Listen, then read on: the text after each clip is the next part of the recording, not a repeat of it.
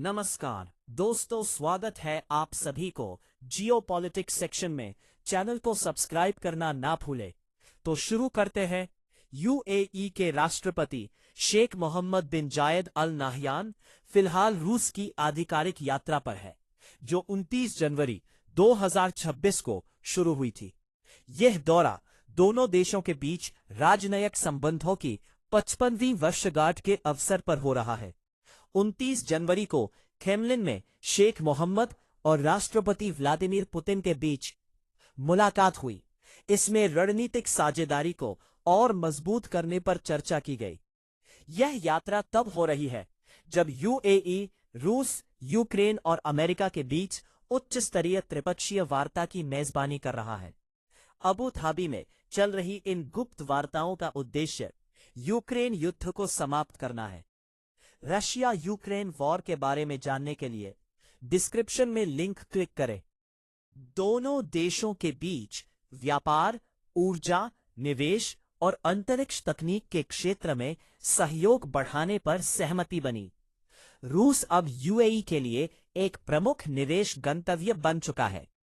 रूस की इस यात्रा और शांति वार्ताओं की मध्यस्थता से यूएई को कई महत्वपूर्ण रणनीतिक और आर्थिक लाभ मिल रहे हैं।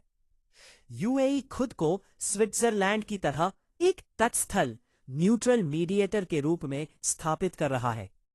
रूस, यूक्रेन और अमेरिका को एक मेज पर लाकर यूएई ने साबित कर दिया है कि वो पश्चिम और पूर्व के बीच एक महत्वपूर्ण राजनयिक सेतु, डिप्लोमैटिक ब्रिज है।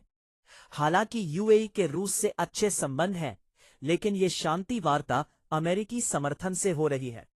इस मध्यस्थता के बदले यूएई अमेरिका से आधुनिक सैन्य तकनीक जैसे F-35 फाइटर जेट्स और सुरक्षा गारंटियों के लिए बेहतर सौदेबाजी कर सकता है। ये यूएई की सॉफ्ट पावर को बढ़ाता है। पश्चिमी प्रतिबंधों के बाद रूस का बहुत सारा पैसा और निवेश यूएई, खासकर दुबई में आ रहा है। रशिया यूएई बिजनेस काउंसिल के अनुसार दोनों देशों के बीच व्यापार में भारी बढ़ोतरी हुई है। ओपेक प्लस के सदस्य के रूप में रूस के साथ तालमेल बिठाकर यूएई वैश्विक तेल की कीमतों को नियंत्रित रखने में मदद करता है, जिससे उसकी अर्थव्यवस्था को लाभ होता है। रूस के साथ करीबी सैन्य और खुफिया सहयोग से यूएई को मध्य पूर्व, विशेषकर ईरान और सीरिया के मामलों में अपनी सुरक्षा रणनीति को बेहतर बनाने में मदद मिलती है। इस यात्रा के दौरान प्लेखानोव यूनिवर्सिटी जैसे प्रमुख रूसी संस्थानों को यूएई में शाखाएं खोलने की अनुमति मिली है, जिससे यूएई को अपनी शिक्षा और तकनीकी क्षेत्र को विविधता देने में मदद मिलेगी। रूस के लिए यूएई एक वित्तीय खिड़की बन गया है। अमेरिकी और यूरोपीय प्रतिबंधों के कारण रूस कई अंतर्राष्ट्रीय बाजारों से कटा हुआ है, लेकिन यूएई के माध्यम से वह अपनी पूंजी का प्रबंधन कर पा रहा है। दुबई अब रूसी अमीरों और कंपनियों के लिए प्रमुख निवेश केंद्र है। द मॉस्को टाइम्स के अनुसार यूएई रूस को विश्व बैंकिंग सिस्टम से जुड़े रहने में मदद करता रहे। रूस चाहता है कि वह दुनिया में अलग थलग न दिखे। यूएई द्वारा आयोजित शांति वार्ता पीस टॉक्स पुतिन को एक ऐसे नेता के रूप में पेश करने का मौका देती है जो बातचीत के लिए तैयार है। साथ ही यूएई ने कभी भी रूस के खिलाफ प्रतिबंधों का सपोर्ट नहीं किया, जो मॉस्को के लिए एक बड़ी कूटनीतिक जीत है। पश्चिमी देशों द्वारा तकनीक की सप्लाई रोकने के बाद रूस यूएई के साथ मिलकर ड्रोन, एआई और अंतरिक्ष तकनीक में नए रास्ते तलाश रहा है। यूएई के बंदरगाह रूस के लिए उत्तर दक्षिण परिवहन गलियारे INSTC का हिस्सा है, जो रूसी माल को भारत और अफ्रीका तक पहुंचाने में मदद करते हैं। यूएई के साथ संबंध रूस को मध्य पूर्व, मिडिल ईस्ट में अपनी मौजूदगी बनाए रखने में मदद करते हैं।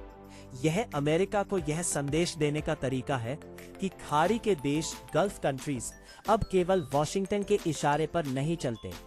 अमेरिका परंपरागत रूप से खाड़ी देशों का सबसे बड़ा साझेदार रहा है। यूएई का रूस के साथ हाथ मिलाना और स्वतंत्र विदेश नीति अपनाना यह दर्शाता है कि अब मध्य पूर्व के देश केवल वॉशिंगटन पर निर्भर नहीं है। यह अमेरिका के लिए एक रणनीतिक चुनौती है, क्योंकि उसका पुराना सहयोगी अब उसकी बात मानने के बजाय अपने हितों को प्राथमिकता दे रहा है। अबू धाबी में रूस, यूक्रेन और अमेरिका के बीच जो त्रिपक्षीय वार्ता हो रही है, वह अमेरिका के लिए एक अवसर भी है और चुनौती भी। अल जज़ीरा के अनुसार, यदि यूएई युद्ध रुकवाने में सफल रहता है, तो यह बाइडेन प्रशासन के लिए एक बड़ी राहत होगी, क्योंकि अमेरिकी जनता अब यूक्रेन को और अधिक सैन्य सहायता देने के पक्ष में कम होती जा रही है।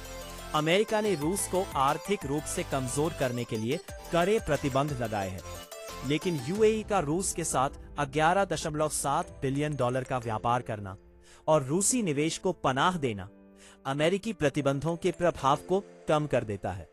अमेरिका इससे नाराज है, लेकिन वो यूएई जैसे रणनीतिक साझेदार पर बहुत अधिक दबाव नहीं डाल सकता, क्योंकि वह अमेरिका के महत्वपूर्ण सैन्य ठिकाने हैं। अमेरिका चाहता है कि तेल की कीमतें कम रहे ताकि उसकी अर्थव्यवस्था में महंगाई न बढ़े, लेकिन रूस और यूएई ओपेक प्लस के माध्यम से कीमतों को नियंत्रित रखते हैं। यह अक्सर अमेरिकी आर्थिक हितों के खिलाफ जाता है, जिससे वॉशिंगटन और अबू धाबी के बीच तनाव पैदा होता है। यूएई ने अपनी तटस्थता का इस्तेमाल करके खुद को दुनिया के सबसे जटिल विवादों के समाधान के केंद्र में रख दिया है।